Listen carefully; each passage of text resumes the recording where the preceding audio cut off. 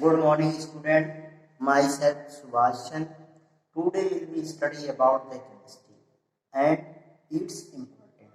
In previous classes, we know that study about the some importance of chemistry in different areas.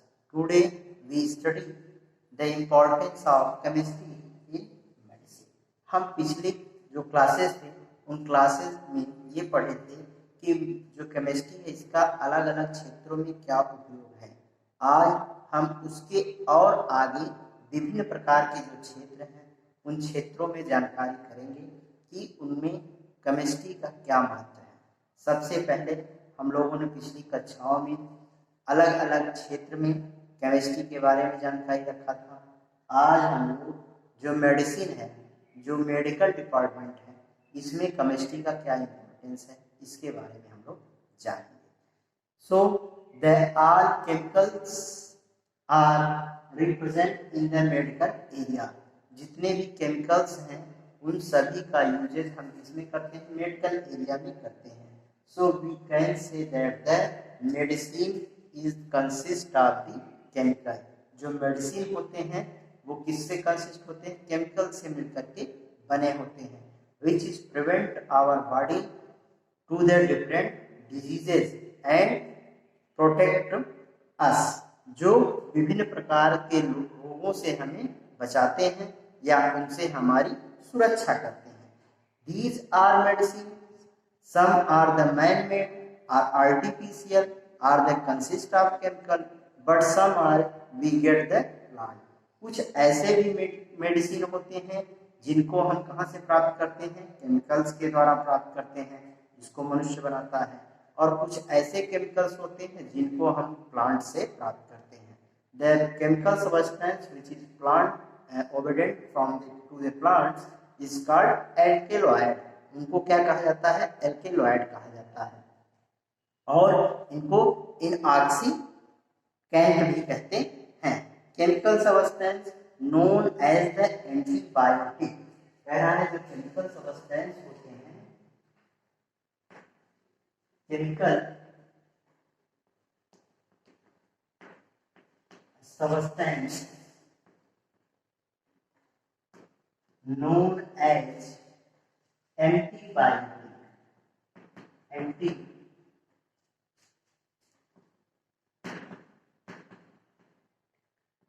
Antibiotic जो chemical substance होते हैं वो क्या होते हैं? एंटीबायोटिक होते हैं।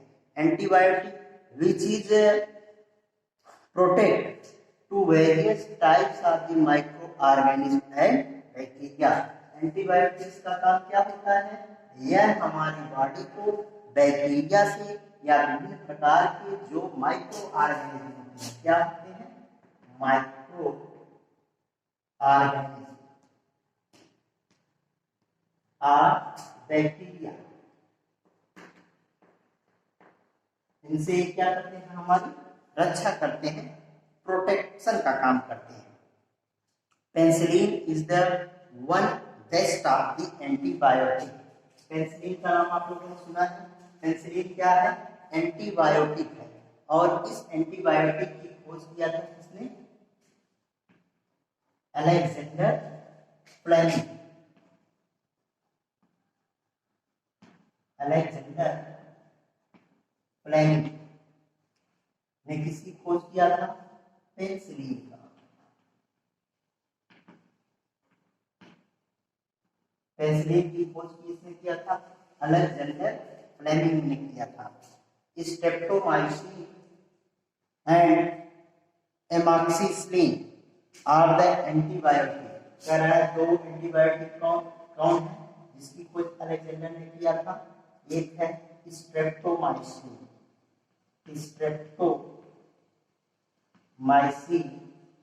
और दूसरा है एमॉक्सिसाइक्लिन।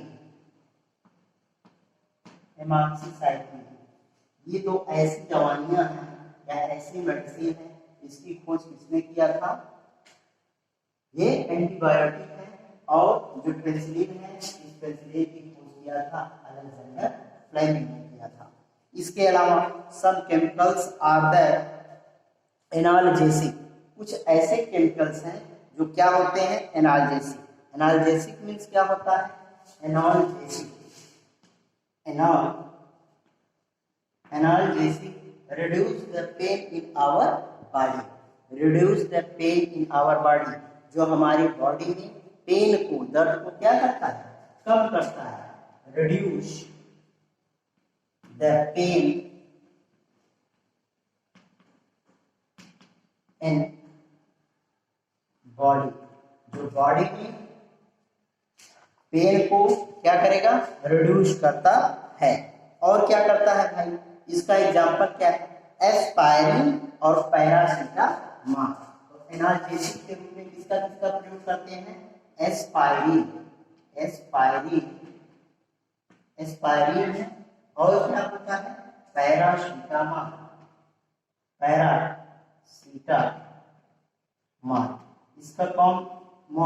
इसका काम किसमें होता है, यह हमारी बॉडी में अगर पेन होता है तो उस पेन में इनका प्रयोग किया जाता है, जिससे शरीर में जो दर्द है वो दर्द कम हो जाता है।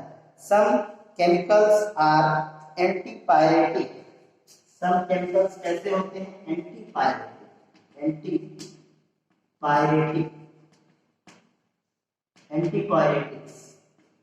Some chemicals are antipyretics, antipyretics means क्या हुआ, एंटीपायरेटिक्स वे सब्सटेंस होते हैं जो हमारी बॉडी में अगर बुखार हो जाता है या टेम्परेचर बढ़ जाता है तो उस टेम्परेचर को कम करने के लिए हम एंटीपायरेटिक्स का यूज करते हैं।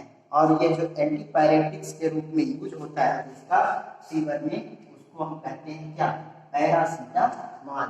यानी पैरासीटामोल का हम प्रयोग दो रूपों में करते हैं, एक तो एनाल्जेसिक के रूप में करते हैं, दूसरा किस रूप में, एंटीपायरेटिक्स के रूप में भी करते हैं। सम केमिकल्स आर एंटीसेप्टिक, कुछ ऐसे भी केमिकल्स होते हैं जो क्या होते हैं, एंटीसेप्टिक, यानी ये जो एंटीसेप्टिक होते हैं यह दो प्रकार के होते हैं, एक तो ऐसे होते हैं जो केमिकल्स के द्वारा बनाए जाते हैं, और एक ऐसे होते हैं जो नेचुरल होता है, जो प्लांटों से मिलता है। तो एंटीसेप्टिक का काम क्या होता है, हमारे अगर बॉडी में कहीं पर वुंड हो जाता है, वुंड प्लेस होता है, तो उस पर बैक्टीरियल इन्फेक्शन को रोकने के लिए हम एंटीसेप्टिक का यूज करते हैं, और उस पर माइक्रो ऑर्गेनिज्म जन्म नहीं ले पाते हैं या वर्जिनेट नहीं कर पाते हैं, जिससे घाव बढ़ने नहीं पाता है। तो एंटीसेप्टिक के रूप में हम नीम, और कौन है, नीम का प्रयोग करते हैं, और जो होता है टर्मरिक, टर्मरिक मीन्स होता है हल्दी, तो हल्दी और नीम ये दोनों कैसे हैं, नेचुरल एंटीसेप्टिक हैं। इसके अलावा जो केमिकल्स के भी एंटीसेप्टिक होते हैं जिनका प्रयोग हम लोग घावों पर करते हैं। सम केमिकल्स आर एंटाएसिड, कुछ केमिकल्स ऐसे होते हैं जो एंटाएसिड होते हैं, एंटाएसिड। अब बात आई व्हाट इज एंटाएसिड, एंटाएसिड क्या होता है, when they increase the acid in our stomach then we neutralize by taking the antacid। तो हम क्या करते हैं, अगर हमारे स्टमक में एसिड की अमाउंट बढ़ गई है तो उस एसिड की अमाउंट को कम करने के लिए हम क्या लेते हैं, एंटाएसिड लेते हैं, और ये एंटाएसिड क्या करेगा, जो एसिड की अमाउंट है उसको रिड्यूस करके न्यूट्रलाइज कर देगा, यानी न्यूट्रल बना देगा, जिससे एसिड से आप क्या करेंगे, निजात पाएंगे। इसमें प्रयोग किसका होता है, मिल्क ऑफ मैग्नीशिया, इसका एग्जांपल है किसका, मिल्क ऑफ मैग्नीशिया,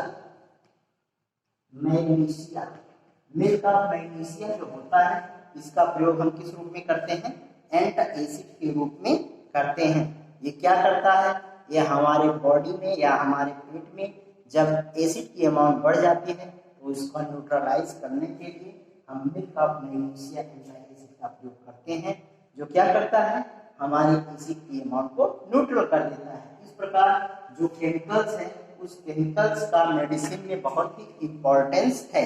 इसके अलावा और भी इसका प्रयोग होता है, जैसे इंडस्ट्रीज, केमिकल्स का प्रयोग हम इंडस्ट्रीज में करते हैं। इंडस्ट्रीज में कैसे होता है भाई, बहुत सारे चीज़ों को हम बनाने का काम करते हैं।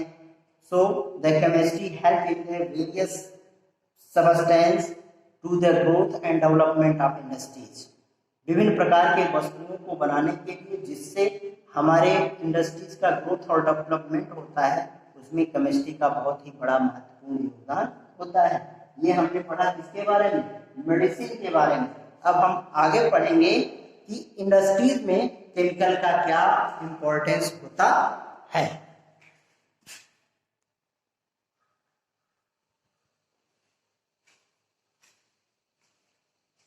तो बच्चों, हम लोग केमिस्ट्री इन इंडस्ट्रीज में केमिस्ट्री के इंपॉर्टेंस को जानेंगे। तो in industries different types of the product are formed by the chemicals. So a large number of building materials are produced by the chemical. Glass, plastic, paper, etc. are manufactured, and the automobile substance, electronic equipment, etc. are made by the chemicals in the industries. So the plaster of Paris and different types of the substance, cement and the basic constructive substance are formed by the chemistry in the industries.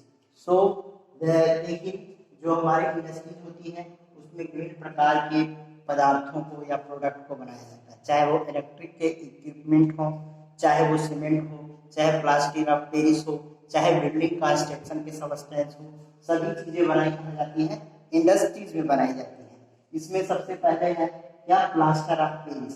Plaster of Paris जो होता है यह CuSO4 × 2H2O, यानी gypsum को अगर हम क्या 120 degree centigrade तक हीट कर देते हैं तो बनता है क्या? डिहाइड्रेट वाटर हो जाता है और बन जाता है क्या? Plaster of Paris. यह प्लास्टर ऑफ पेरिस कैसे बनता है? Gypsum, GYPSUM, gypsum, CuSO4 × 2H2O। इसी को हम हीट करते हैं, कितना टेम्परेचर देकर के 120 डिग्री सेंटीग्रेड करते हैं तो यह बन जाता है क्या? Plaster of Paris, CuSO4 × 12H2O, और यह हार्ड हो जाता है, यानी यह बहुत ही कठोर हो जाता है। इसका प्रयोग हम सर्जिकल में भी करते हैं। अगर हमारी हड्डियां टूट जाती हैं तो हड्डियों का प्लास्टर होता है ना, तो वह प्लास्टर किससे होता है?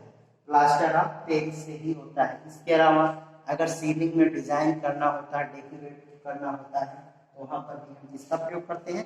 प्लास्टर ऑफ पेरिस का ही प्रयोग करते हैं। इसके अलावा स्टैचू मतलब मूर्तियों को बनाने में भी प्लास्टर ऑफ पेरिस का काम किया जाता है या प्लास्टर ऑफ पेरिस का यूज किया जाता है। इसके बाद फिर आता है सीमेंट। सीमेंट कैसे बनता है? तो सीमेंट को जिप्सम, लाइमस्टोन और क्ले को जब एक ही में मिला दिया जाता है और गर्म किया जाता है तो बनता है क्या? सीमेंट। और सीमेंट का प्रयोग हमको पता है कि बिल्डिंग कंस्ट्रक्शन में किया जाता है। या फिर ग्लास क्या होता है? तो ग्लास एक प्रकार का ट्रांसपेरेंट सबस्टेंस होता है, क्रिस्टल सबस्टेंस होता है, जो सिलिकेट से मिलकर के, सोडियम कार्बोनेट से मिलकर के, कैल्शियम कार्बोनेट से मिलकर और सैंड से मिलकर के बना होता है, यानी सिलिकेट से मिलकर के बना होता है। इन तीनों चीजों के मिलाने से बनता है क्या? ग्लास। और ग्लास का यूज हम विभिन्न प्रकार से करते हैं या विभिन्न तरह से करते हैं। ग्लास का प्रयोग हर जगह होता है, खिड़कियों में होता है, उससे स्पेक्टिकल्स बनाए जाते हैं, लेंस बनाए जाते हैं, प्रिज्म बनाए जाते हैं, बहुत सारी चीजों का प्रयोग ग्लास को बनाने में किया जाता है। ग्लास क्या होता है? ग्लास ट्रांसपेरेंट होता है। ट्रांसपेरेंट मीन्स पारदर्शी, यानी जिससे आर पार हम देख सकें। इसके बाद आता है क्या? Soda lime. सोडा लाइम क्या होता है? यह सोडियम कार्बोनेट और सिलिका के मिलाने से बनता है क्या? Soda lime. इसका प्रयोग कहाँ किया जाता है? सेफ्टी विंडो के रूप में किया जाता है। सेफ्टी विंडो मतलब जो विंडोज होते हैं उसमें जो ग्लास लगाए जाते हैं वो कैसे होते हैं? वो अपारदर्शी होते हैं, अर्थात उसमें अंदर वाले व्यक्ति को बाहर वाला व्यक्ति नहीं देख सकता है, तो उसको कहा जाता है क्या, सेफ्टी ग्लास कहा जाता है। और क्या कहा जाता है, टेबलवेयर, बॉटल्स एंड बबल्स, ये सारी चीजें क्या होती हैं, इसी के द्वारा बनाई जाती है, सोडा लाइम।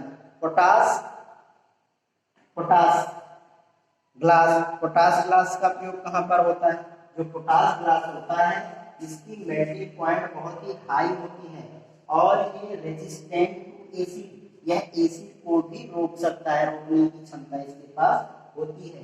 जो हमारे लेबोरेटरी होते हैं, लेबोरेटरी में जो इक्विपमेंट बनाए जाते हैं वो पोटास ग्लास के ही बनाए जाते हैं विथ स्टैंड, यानी स्टैंड पोटास ग्लास का। और जो एसिड आदि को रखने वाला बनाया जाता है वो भी किसका बनाया जाता है, पोटास ग्लास का। क्रिस्टल ग्लास क्या होता है, जो क्रिस्टल ग्लास लेंस आप देखे होंगे, कॉन्वेक्स लेंस, कॉनकेव लेंस, तो लेंस को बनाने के लिए, इसके अलावा प्रिज्म को बनाने में भी किसका प्रयोग किया जाता है, क्रिस्टल ग्लास का ही प्रयोग किया जाता है। सेफ्टी ग्लास तो मैंने कहा विंडो स्क्रीन और ऑटोमोबाइल्स के जो सब्सटेंस होते हैं, ग्लास होते हैं, वो सब किसके बनाए जाते हैं, सेफ्टी ग्लास के। देखिए जो हमारी मोबाइल होती है उस पर स्क्रीन लगाया जाता है ना, वो किसका है, सेफ्टी ग्लास का, सेफ्टी ग्लास ही है। कह रहा है कलर मिरर का प्रयोग कहाँ पर होता है, डेकोरेशन के लिए, विभिन्न प्रकार से डेकोरेशन करने के लिए भी हम कलर ग्लास का यूज करते हैं। पायरेक्स ग्लास जो होता है इसका यूज हम लेबोरेटरी में करते हैं, जो बीकर बनाना होता है, फ्लास्क बनाना होता है, ये सब जो चीजें बनी होती हैं वो किस ग्लास की बनी होती हैं, पायरेक्स ग्लास की बनी होती है। यानी जो लैब के इक्विपमेंट होते हैं या अपैरेटस होते हैं वो भी किस ग्लास से बनते हैं, पायरेक्स ग्लास से बनते हैं। जबकि एसिड आदि को रखने के लिए जो ग्लास का प्रयोग किया जाता है वो कौन सा ग्लास होता है, और उस ग्लास को हम कहते हैं पोटास ग्लास। वो एसिड रेजिस्टेंस होता है, एसिड को रख सकता है। क्वार्ट्ज ग्लास जो होता है इसका हम लोग टेस्ट ट्यूब बनाते हैं, क्या बनाते हैं, टेस्ट ट्यूब, जिसमें टेस्टिंग की क्रिया होती है। फोटोक्रोमेटिक ग्लास, इसका प्रयोग हम स्पेक्टिकल्स और कैमरा में करते हैं, उसमें कैमरे में और जो चश्मा होता है उस चश्मे में किस प्रकार के ग्लास का प्रयोग होता है, फोटोक्रोमेटिक ग्लास का प्रयोग होता है। इस प्रकार केमिस्ट्री का हमारे इंडस्ट्रीज में भी बहुत ही महत्वपूर्ण योगदान है, इम्पोर्टेंस रोल है। अब हम आगे पढ़ेंगे कि इनका और कहां कहां पर यूज किया जाता है। तो जो सौंफ है, सौंफ को बनाने में भी, डिटर्जेंट को बनाने में भी हम केमिकल्स का ही प्रयोग करते हैं। प्लास्टिक को बनाने में, डाई को बनाने में, पेंट्स को बनाने में, इनेबल्स को बनाने में भी, या सिलिकॉन्स, इन सब का भी प्रयोग हम किसमें करते हैं, इंडस्ट्रीज में करते हैं। और इनका हमारे दैनिक जीवन में बहुत ही इम्पोर्टेंस रोल होता है। आइए एक एक करके हम इनके बारे में भी जानकारी प्राप्त करते हैं। तो सबसे पहले शुरू हम करेंगे सौंफ एंड डिटर्जेंट।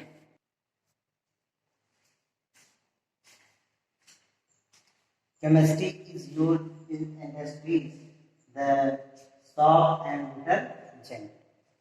Soap means साबुन और detergent means washing powder.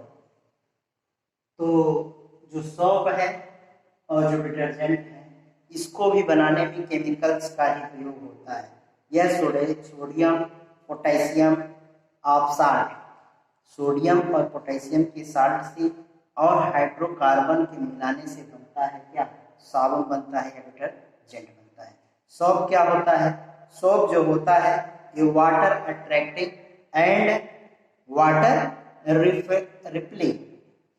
तो ये क्या क्या होते हैं, जो सोप होते हैं क्या होता है, वाटर अट्रैक्टिव होते हैं, वाटर अट्रैक्टिव, और क्या होते हैं, वाटर रिपेलिंग,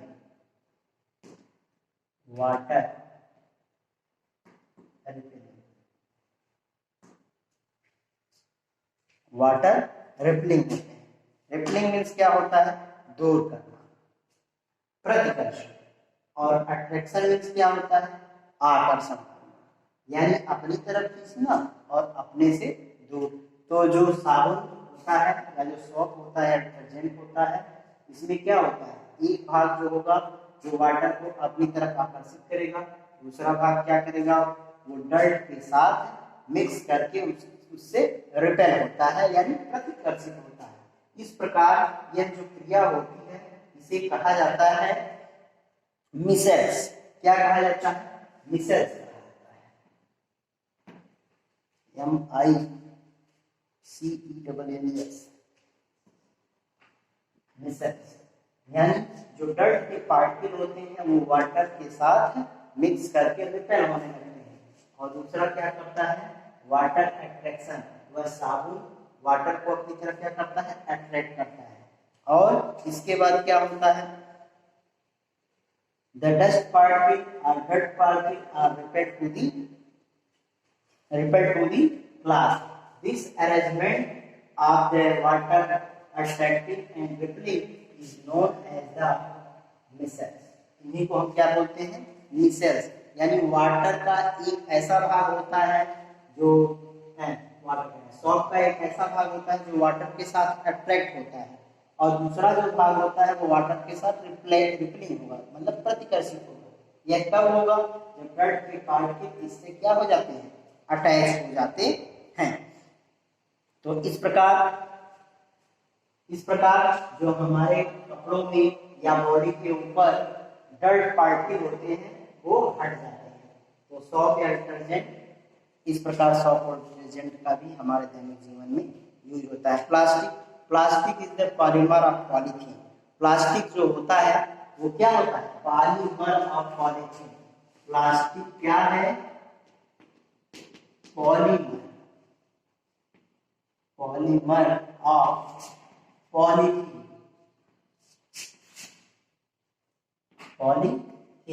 पॉलीथीन का वो क्या है, पॉलीमर है, क्या, प्लास्टिक। यानी बार बार प्लास्टिक के मिलने से यह क्या बनता है, पॉलीथीन के मिलने से क्या बनता है, प्लास्टिक बनता है। और यह जो प्लास्टिक होता है इस कई प्रकार का होता है। इसमें पीवीसी,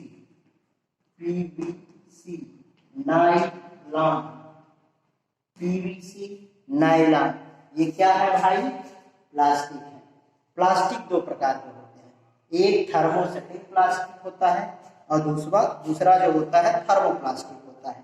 जो थर्मोसेटिक प्लास्टिक होता है उसका प्रयोग हम बार बार कर सकते हैं, यानी थर्मोसेटिक प्लास्टिक,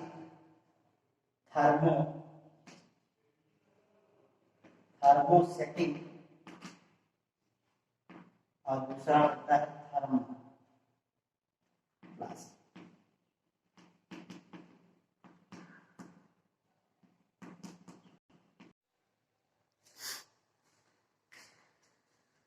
जो प्लास्टिक है, प्लास्टिक दो प्रकार के होते हैं, एक को कहा जाता है थर्मोसेटिक प्लास्टिक और दूसरे को कहा जाता है थर्मोप्लास्टिक। जो थर्मोसेटिक प्लास्टिक होता है we can use it again and again by the recycling. हम इसका प्रयोग बार बार रिसाइकिल के द्वारा कर सकते हैं। इसका जो एग्जाम्पल है वो पॉलीथीन है, पीवीसी है, नायलॉन है, टेफ्लॉन है। Are is the example of thermosetting plastic because we can use again and again. The thermoplastic are used only one. इसका प्रयोग हम केवल एक बार ही कर सकते हैं। इसका एग्जाम्पल है बैकलाइट और मेलामाइन। ये इसके एग्जाम्पल है थर्मोप्लास्टिक के, यानी जो आपके यूटेंसिल होते हैं उसके जो हैंडल्स होते हैं, उसके हैंडल जो होते हैं किस प्रकार के प्लास्टिक है, थर्मोप्लास्टिक। अब हम बात करते हैं पेंट्स और इनेमल्स का। जो पेंट्स होता है ये भी एक प्रकार के केमिकल सब्सटेंस होते हैं, और यह जो है जिंक और मैग्नीशियम के साथ कुछ और साल्ट को अगर हम मिला देते हैं तो हमारा होता है क्या, पेंट्स। यह पेंट्स जो होता है थिक लिक्विड होता है। कैसा लिक्विड होता है, थिक लिक्विड, मोटा लिक्विड होता है। यह दो प्रकार का होता है लिक्विड। पेंट्स जो होता है दो प्रकार का, एक तो आयल सॉल्युबल और दूसरा होता है वाटर सॉल्युबल। जब हम पेंट्स में कुछ आयल को मिला देते हैं और कुछ कलर को ऐड कर देते हैं तो जैसा हम चाहते हैं उस प्रकार के हम कलर को प्राप्त कर लेते हैं। और इस पेंट का यूज हम विभिन्न प्रकार की सबस्टेंसों पर पेंटिंग करने के लिए करते हैं, जिससे उसकी डिकेइंग न होने पाए और उसकी जो लाइफ साइकिल है या लाइफ स्पान है और बढ़ जाए, इसलिए हम इसका प्रयोग करते हैं। पेंट्स में अगर हम आयल को मिलाते हैं तो वो एक सर प्रकार का आयल होता है जिसको हम कहते हैं टार्पिन आयल, जिसका प्रयोग हम लोग करते हैं। इनेमल क्या है? इनेमल भी एक प्रकार का सबस्टेंस ही होता है, लिक्विड सबस्टेंस होता है, जिसका प्रयोग हम नॉन पोरस सबस्टेंसों की पेंटिंग करने के लिए करते हैं और यह किसी भी सरफेस को स्मूथ बना देता है। इसका प्रयोग हम मेटल्स पर और पॉट्स पर करते हैं। यह हाईली ग्लोज हार्ड होता है। यह बहुत ही क्या होता है? Highly glows used on hard, जो बहुत कठोर सबस्टेंस होते हैं उन पर इस इनेमल का प्रयोग किया जाता है, जिससे उसका क्षरण नहीं होता है, डिकेइंग नहीं होता है, उसकी लाइफ स्पैन बढ़ जाती है। इसके बाद हम करेंगे डाई।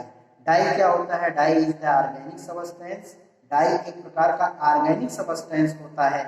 यह दो प्रकार का होता है, नेचुरली होता है और सिंथेटिकली भी होता है, यानी यह प्रकृति द्वारा भी प्राप्त होता है और मनुष्यों के द्वारा भी बनाया जाता है। जो प्रकृति के द्वारा प्राप्त होता है डाई, वह नेचुरली होता है, जैसे नीम हुआ, टर्मरिक हुआ, ये कैसा डाई है? नेचुरली डाई कलर है। जबकि जो हमारा इंडिगो ब्लू है और एनर्जी रेड है, ये दो प्रकार के डाई ऐसे हैं जो सिंथेटिक डाई है, अर्थात ये केमिकल से मिलकर के बने होते हैं। और वेरियस फ्लावर, जो अलग अलग प्रकार के फ्लावर्स होते हैं, उनसे भी डाई बनाई जाती है, वो भी कैसे हुए? नेचुरली हुए। तो इनका प्रयोग जो सिंथेटिकली डाई होते हैं, इनको बनाने में हम एल्युमिनियम के, क्रोमियम के और आयरन के साल्ट का प्रयोग करते हैं, जिसके द्वारा हम आर्टिफिशियल या हम कह सकते हैं सिंथेटिकली डाई का को फॉर्म करते हैं। अब इसके बाद हम बात करेंगे सिलिकॉन की। किसकी बात करेंगे? सिलिकॉन की बात करेंगे कि सिलिकॉन्स होते क्या हैं। तो जो सिलिकॉन्स है वह एक प्रकार के सबस्टेंस से मिलकर के बना होता है, combination of the substance silicones and other substance. वह सिलिकॉन तथा अदर सबस्टेंस से मिला करके सिलिकॉन सबस्टेंस बनता है। इसको बनाने में हम कोई भी ऐसे हमारी बहुत पुरानी स्मृति की कोई वस्तु हो, उसको हमको रखना हो, या फिर कोई ऐसा सबस्टेंस है जो हिस्टोरिकल है और उसका क्षरण न होने पाए, उसको बचा करके रखना है, तो उस पर हम क्या करते हैं? सिलिकॉन की पेंटिंग कर देते हैं। इसके अलावा जो कंटेनर होते हैं या पार्ट्स होते हैं, पार्ट्स के ऊपर भी सिलिकॉन की पेंटिंग की गई होती है, जिससे वह नॉन स्टिकी होती है और वह भोजन को में दूसरे फ्लेवर को मिक्स नहीं होने देती है। इसके साथ साथ उसकी जो डिकेइंग पावर है, उस डिकेइंग पावर को और कम कर देती है, यानी क्षरण होने की क्षमता को और बढ़ा देती है, यानी कम समय में वह क्षरण नहीं होती है। यह जो होता है वह इसकी जो मेल्टिंग पॉइंट होती है और बॉइलिंग पॉइंट होती है, वह बहुत ही हाई होती है, यानी silicon have the high melting and boiling point and resistance to the heat and water. और यह हीट और वाटर को क्या करती है? रेजिस्टेंस करती है। इसका प्रयोग हम डेकोरेशन में भी करते हैं। डेकोरेशन में विभिन्न प्रकार की सजावटी या सौंदर्य में भी करते हैं। कॉस्मेटिक्स में भी इनका प्रयोग किया जाता है। इसके अलावा एयरक्राफ्ट, स्पेस क्राफ्ट में भी इनका प्रयोग किया जाता है। और ये हाई स्ट्रेस टेम्परेचर एक्सट्रीम, और इनकी जो टेम्परेचर सहने की क्षमता होती है वो भी क्या होती है? हाई होती है। इस प्रकार सिलिकॉन्स के बहुत सारे प्रयोग होते हैं। तो अब हमारा क्लास यहीं पर समाप्त होता है। अब अगली कक्षाओं में हम नेक्स्ट चैप्टर को स्टार्ट करेंगे। यहाँ तक जो भी आपको समझ में नहीं आया है वो आप हमसे पूछ सकते हैं। Thanks for its. ओके।